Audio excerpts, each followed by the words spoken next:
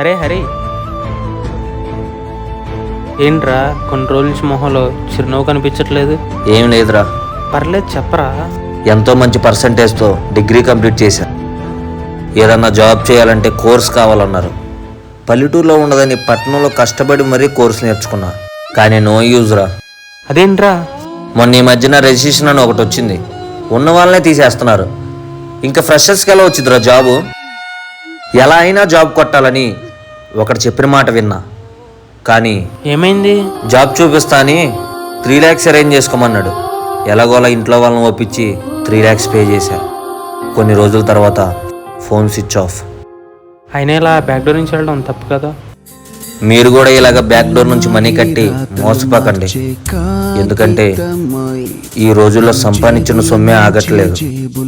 ఇలా చాలా మంది జీవితాల్లో జరిగింది. అందులో మీరు ఒక్కరు అవ్వకండి.